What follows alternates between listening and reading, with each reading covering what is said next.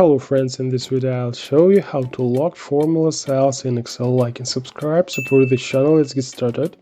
Let's look at this example.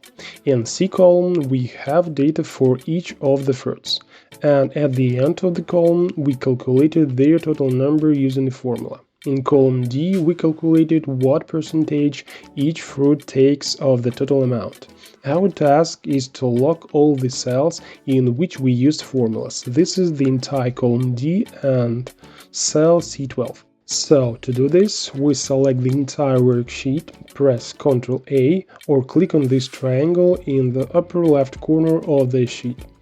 Now right-click and select the Format Cells option. Next, select the Protection tab and uncheck the Lock checkbox and click OK. OK, and now the most important thing is that we need to select the cells that contain the formulas.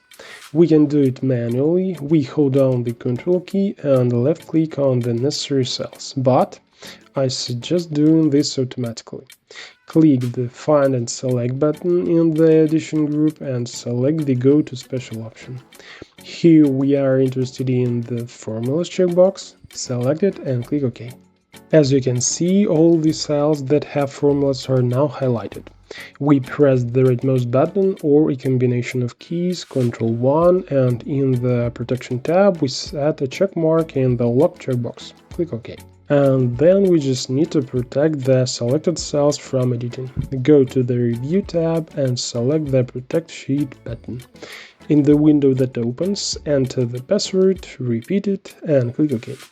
Now when we try to change something in the cells with formulas, we will receive a message that they are protected, and the rest of the worksheet is available for editing as before. That's all I wanted to tell you. Now know a little more. Thanks for watching.